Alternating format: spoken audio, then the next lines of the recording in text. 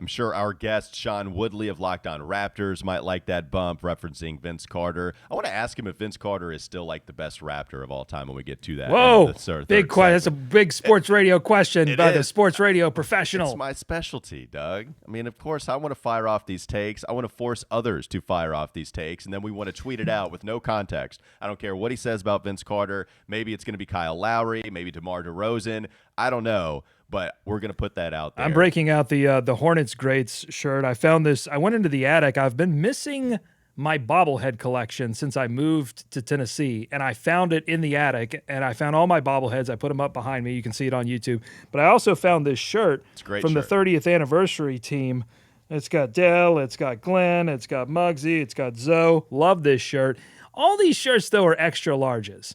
And if you're extra large, it's great. I mean, all of these giveaways, it's a perfect size for you. Yeah, Walker, you're in the money. Me, I'm a large, and so it's one size up. And I've always been reticent to wear these things because it's baggy. But now everything I wear is baggy.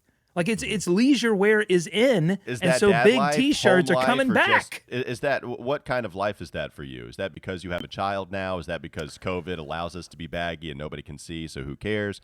Or is that just the stage you are in your life? The answer is D, all of the above. Definitely blame it on the kid. When you have a kid, you can blame everything on the kid. And also on, COVID, work from home.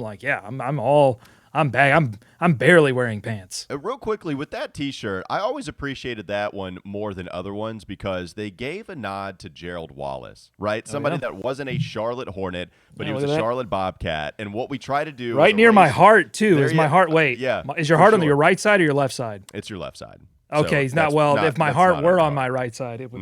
It would be near my heart. So that failed miserably. But Gerald Wallace is on the T-shirt. The Hornets did not fail miserably. We don't have to erase all Bobcats history. In fact, we have two Bobcats at least attire right now because I'm wearing the warm-up shirt that I like to bring out every once in a while. So, I don't know if anybody wants to go away because of the Bobcats or speaking of the embrace it. Speaking of the Bobcats, the Hornets are struggling on offense right now. It is. How do you like that segue? Yeah, you want me to get it together here? Yeah, for sure. The offense is struggling, and if you look at the star player for the Charlotte Hornets team, LaMelo Ball has not been all that great from the field here recently. In fact, if you look at the month of January, the highest percentage he shot so far is against Orlando in that loss when he shot 44.4%. Every single other outing has been below that, and you look at his three-point percentage, he's shooting just 28% from the three-point line in the month of January. You're talking about, as I try to count on the fly here, about 10 games or so. Doug, what have you noticed about this offense and LaMelo Ball specifically? Well, I can give you some more stats. In the year 2021, or at least the beginning of the season before 2022, his points per shot attempt were 109.9 according to Cleaning the Glass. That's above average, 57th percentile among point guards with high usage as well. The usage has gone down. The points per shot attempt has cratered to 99.4. That puts him in the 21st percentile among point guards. Not great. What's also not great is the turnover percentage has gone up slightly, not a ton, but slightly. But the assist percentage has actually gone down. So and I don't know that part of that in the month of January could be the fact that the Hornets generally aren't shooting well. They just got done with a game where they started 0 of 19 from 3. So it's more difficult to rack up those assists for LaMelo Ball if everyone else isn't shooting well. We know PJ Washington has also struggled from the field. So, but that's a pretty stark drop too. Let me go. The assist percentage is 36% to 29.9%. Yeah, something's going on there. I mean, when I think back to these games in January and look over some of the film, he's getting similar looks. I think he's pretty balanced in terms of catch and shoot and making his own shot. Like he's taking these crazy long threes, but we've seen those go in. So I don't know how much of this is really structural and how much of it is just we've seen this before, by the way. Star player Kemba Walker for the Charlotte Hornets used to have terrible Decembers in January. So this is not new. Is that what it was? Fans. I was trying to think of what month that would be just the worst month for him. But I think it was typically December, if I remember correctly. Yeah, it was. Yeah, but he would have a fire November though. he would come out guns a-blazing, and then he would cool off. Yeah, and this is what's happened with LaMelo. And if you compare it to last year, like you kind of did a little bit, you look at the free throw percentage though, Doug. I mean, it's night and day, except for the better this season. Still still, the attempts are around the same, 3 compared to 3.2 last year, but he's shooting 89%. And often when you look at the free throw percentage, it's a good indicator of how good you can or might potentially shoot from the perimeter. And we've seen him still like 3-point, 36%. It's not bad. That's just fine. It's all about him hitting shots at the rim and hitting shots inside the arc. And that's always kind of been the thing with LaMelo, Doug. Like, that's the thing that can put him to superstardom, where coming into the league, he wasn't the greatest finisher at the rim. He was good on floaters, and people kind of pointed to that on looking at how dangerous he was inside the arc. But now he's just 41.6 from the field. His effective is down. I think you mentioned his true shooting.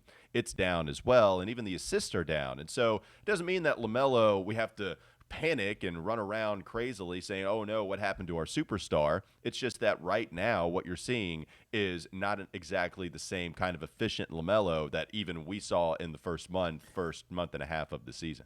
Oh, before we get to this preview with the Raptors, let me give you one more interesting thought. So everything is upside down for the Hornets right now in the month of January. So overall on the season, they are 6th in offense and 23rd in defensive rating, according to Cleaning the Glass, which takes out some garbage time minutes and different things like that. But 6th in offense, 23rd in defense. Over the last 2 weeks, it's completely flipped.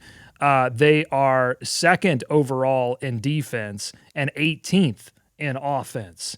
And so I just wonder if they've been expending a lot of energy on defense and really focusing on defense, and maybe the offense has slipped as a result, because I don't know that this team is really built to be a top 10 offense and a top 10 defense. That's why we've been screaming about the need for a defensive center, because I think that allows them the opportunity to balance out the offense and the defense. And I think the big question for the Hornets, if they want to be playoff competitive with this current roster, is do they have the ability for stretches of time to be a top 10 offense and a top 10 defense? We haven't seen it to present. Let's talk about a team that just constantly adds long defenders every single year in the Toronto Raptors. The Charlotte Hornets are playing them tonight, and it's Sean Woodley of Locked On Raptors going to be joining us in just a moment. But now, before I talk to you about Bet Online, they'd like to wish you a happy new betting year as they continue the march to the playoffs and beyond. Bet Online remains the #1 spot for all the best sports wagering action for 2022.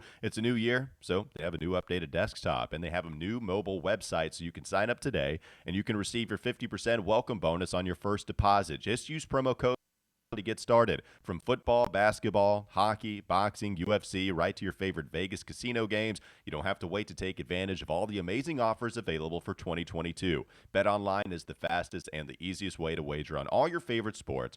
BetOnline, where the game starts. Raptors preview with Sean Woodley coming up next. Locked On Hornets podcast. This is Locked On Hornets. Then I clicked on M. Thomas. I'm like, who the hell is M. Thomas? Matt Thomas is his name. Old NBA legend, Matty Thomas. Matt he Thomas, didn't play at all. I'm pretty sure Matt Thomas served me at an Applebee's the other day. It's time for more of the Locked On Hornets podcast.